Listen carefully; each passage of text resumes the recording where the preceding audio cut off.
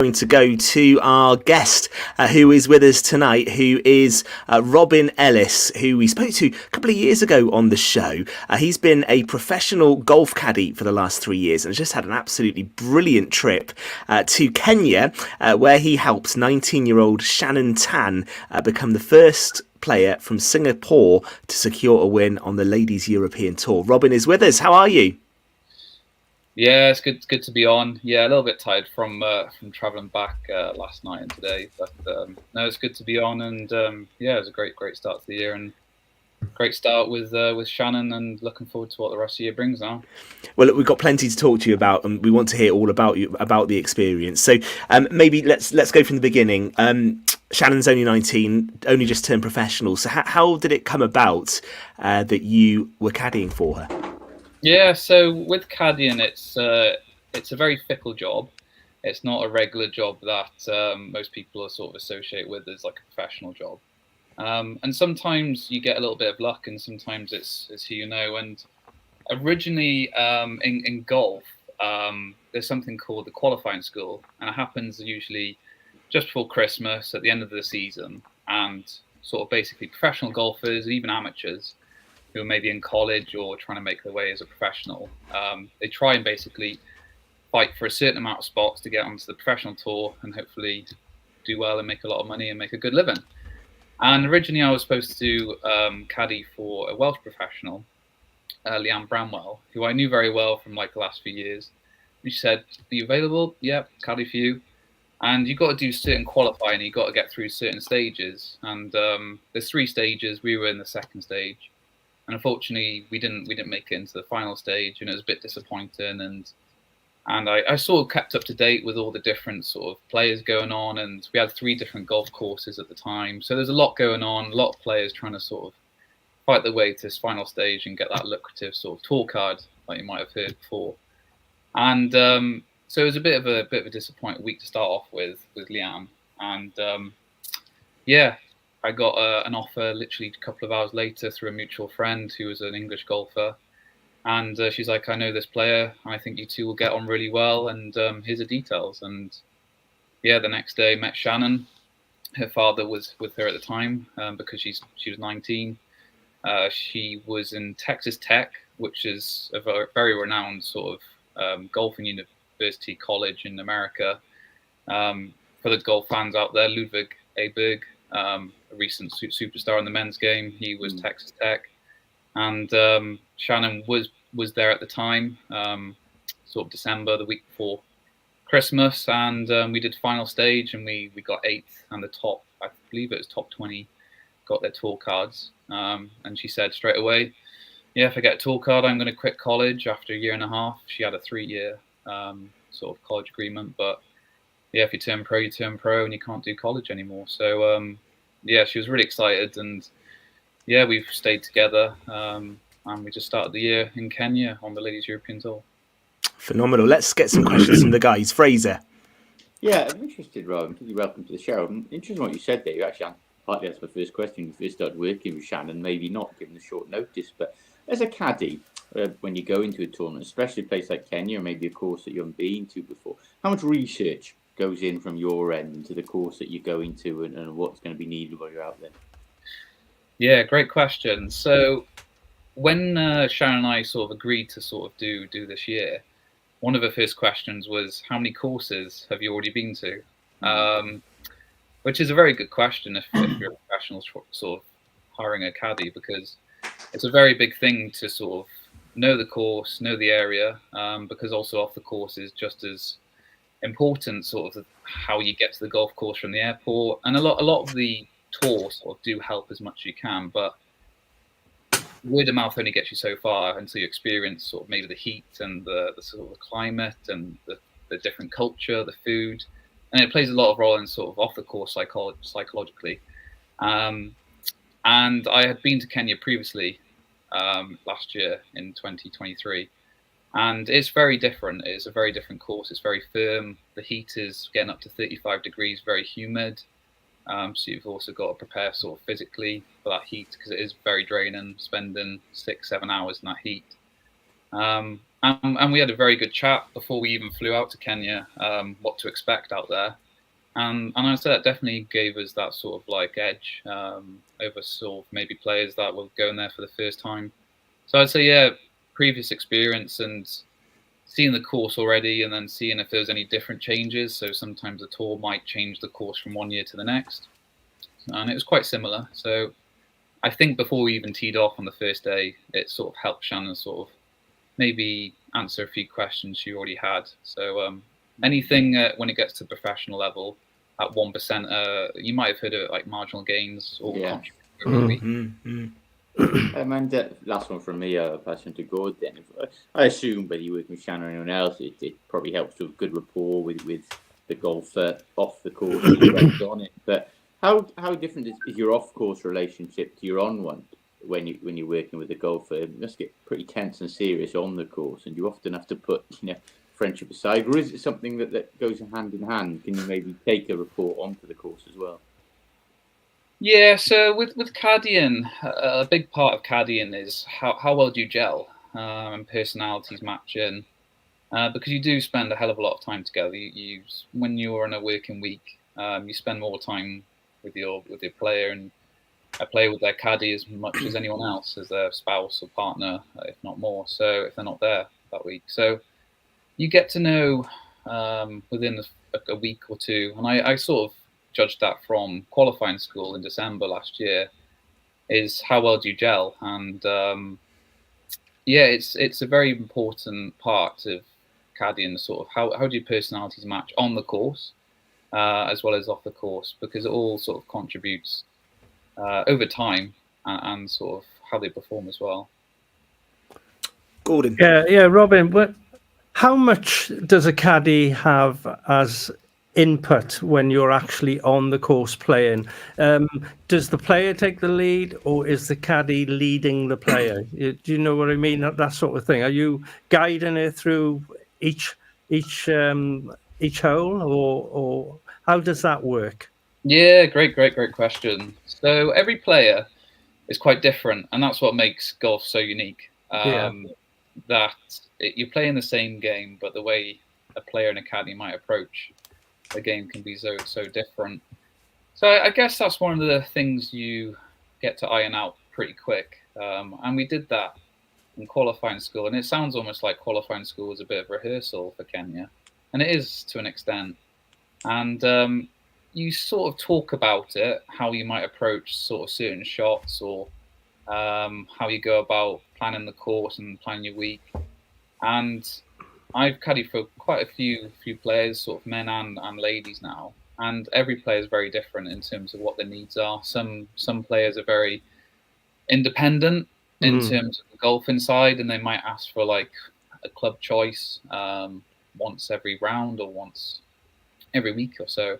Some players want every single shot, and then when it gets to sort of like the putting on the green, it's sort of they're on their own, because that's their sort of bread and butter, I guess. So every player is very different in terms of what they want from a caddy.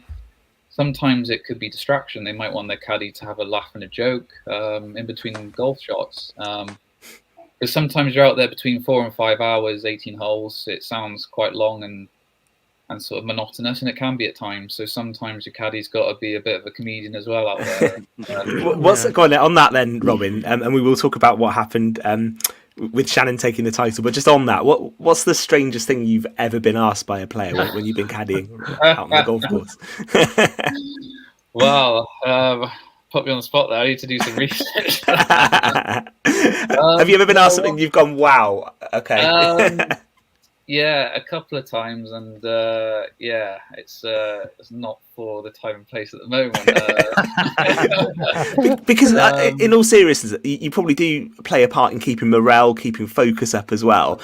And there'll be times where the player you're caddying for, it might not be going for them. So you probably do have a role to play just to make sure they don't get too down and they just carry on playing their game, yeah? Yeah, 100%. As I said, like it can be a long day, especially if things are not going well. And a prime example is the week in Morocco just now. It was raining, it was windy, and things didn't start well. And as you said, morale can get a bit low. You might have a plan, you might be motivated and sort of almost pumped up for the day and hopefully have a good day. And you might see it in like rugby and football. You might concede like an early try or a couple of tries quickly or a couple of goals down in the first 10 minutes. And the same could be with golf, is that you might have a plan and do the right things and the right warm-up, and sometimes the wheels can fall off at the start. And we did. We last round, unfortunately, on Saturday, it's just gone now. We had a sort of poor start. We were 4 over after the first 5 holes. But I hadn't experienced that with Shannon previously. And sometimes you can also have, obviously, the good stuff with Kenya.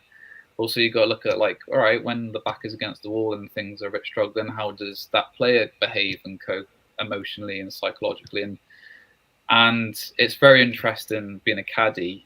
Sometimes you're obviously in the game with them, but sometimes you're taking a back seat emotionally, and you can see things a lot clearer. And it's the first time that happened with Shannon and I, and it was interesting to see how she reacted in that situation. And sort of halfway round, we had a poor start. Things sort of steadied off then, and we were, sort of 4 over after 9 holes. And I said to her, like, let's have a bet.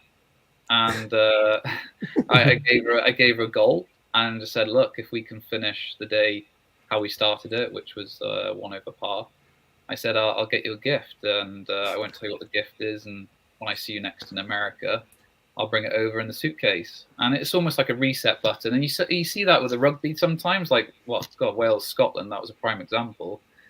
Half time we come out and it's almost like a different game. And sometimes you got to just, do that, have like a little team talk and, refocus sort of goals. And, we had a great second half, I guess, in that back 9 holes, and we finished level par for the day. So she clawed it back and played some very good golf. And all that sort of is experience for myself, new experience in sort of also the highs, but also the struggle and how she copes with it and the best way to go about it. Some players might have said something quite rude to me when I said let's have a bet. And it might have been a bit quiet and frosty for a few holes, but sometimes you just don't know until you're in that situation. And at that time it worked, another time it might not work, but that's the sort of beauty of being a caddy. It's very different to regular. You're talking to people here who'd be delighted to be 4 over after 9, to be honest. Can't quite associate that. That's it on me, Robin. I'm interested. What route do you go down to become a caddy? What made you want to do it? I always fascinated by this, like when I see perhaps young referees, for example. Because I assume, and I'm only assumption, you correct me if I'm wrong, that you started out as a player and got into golf that way and transitioned to caddy. Is that the familiar route? Yeah, that's a great question. So the light bulb moment for me was it was actually during the first lockdown of COVID. So I played golf, not fantastic, not fantastic. I was never a professional or anything, but I played golf as a junior, and I took it back up after university, sort of 2016 at Half West Golf Club, and I thoroughly enjoyed it. Got back into the game, and I've always been into psychology. I did sports psychology at Glamorgan University, and I've always found that as an avid interest. And when the first lockdown happened, I watched golf religiously at that time every week, and I just had a light bulb moment and just thought, could I do it? Is it a possibility? And obviously being in Pembrokeshire and sort of out the way a bit, there's not a flood of sort of golf professionals per se in the area to sort of just go up and ask and talk about it. So I did my research, and when golf was one of the first sports to come back after the first lockdown, I luckily got an opportunity to caddy for Rhys Enoch, who's a Welsh professional but now lives in South Africa. He's now on the DP World Tour, which is European Tour with men. And thankfully, I got in touch with him over social media, and a bit of luck, and we had a mutual friend, and he gave me the first experience of actually like caddying on the golf course, and it sort of opened my eyes up of actually how difficult of a job it is. And also, like any other job, you've got to work your way up the ladder and get that experience and sort of network, get the know-how, get the reps in. And you will make mistakes, just like any other job. Like your first job first day on a new job, you look back maybe 2-3 years later and think, oh my God, how far have I become? But also the people or players that have given you that opportunity and trusted you to sort of make the mistakes, but also improve and do some really good stuff. So it all happened from the first lockdown, and got a plan together, and also financially I put some savings away and sort of had a plan B just in case. But luckily, I've been thankful to do this full time since about April, May 21. So brilliant. Yeah, there's also sorry. Listen, no, I was just going to ask what's next for you and Shannon. 'Cause that's a brilliant start. You've set the bar very high. What's next? Will you stay working together, and what's on the agenda now? Yeah, so we had agreement to do the year. So that'll be a first year on Ladies European Tour, rookie, first full year as a professional. And sometimes you can have agreements in place and contracts, and sometimes it just doesn't work out. You might not gel together, and you spend so much time together. Sometimes it doesn't work, and sometimes it does work. So we got this plan in place, and it's obviously to a great start. And one of the goals, it was a far goal, but sometimes you have to sort of be optimistic, was to sort of reach the Olympics in Paris. And that's definitely on the radar now. That's one of the goals. And with the win, it opens a few doors. She'll be in the Ladies Open, and it's at St Andrews, all in August. Both of those events in August. So if her world ranking stays below 330, and at the moment it's 219, by sort of the end of July, early August, she'll be in the Olympics representing Singapore. So that's a big goal, but there's a long way to go before that. There's a lot of golf to be played, and she's got to keep that ranking good. Amazing. Well, look, good luck, and really well done, Robin. That sounds a brilliant experience you've had out there in Kenya, and a great start. So congratulations to Shannon and you. And just a very final one. What's the strangest thing you have to carry in your bag when you're caddying? The most unique thing. Good question. Well, last week, so that's the first thing that popped into my head was Shannon's quite superstitious, a bit superstitious for my liking, but hey ho, if it works, it works. There was this particular pen that she wanted to carry, and to the extent where I kept it in my locker overnight, but I had to put it back in the bag every time we were out on the golf course. And I remember last year there is a particular zebra, so a zebra head cover that goes onto the driver, and that has to be on. That has to be on for a player last year. So if that zebra, and a zebra kept falling off. So I've had zebras, I've had a magical superstition pen, and there was one as well from last year. There was a player who had a sort of a cotton bag, you'd say, that you could tie up, and it had certain tees in there, certain golf markers and golf tees that had to be in the bag all times. And if it was in the bag, out. So we're all a bit loopy and a bit. We're all a bit on the sort of psychopath stage to be able to be superstitious, and it's we're all a little bit superstitious and a bit peculiar, but it's all good fun. Yeah, you don't want to be leaving those out of the bag, though, do you? Yeah, the day you miss it. Robin, listen, thank you. It's brilliant to catch up, and we will continue to follow your progress and Shannon's progress as well. Certainly towards those Olympic Games in August. That would be absolutely brilliant. Thank you for being on the show this evening. We will come back for the final part of tonight's Pure West Sport next. Will you marry me? Yes! Congratulations.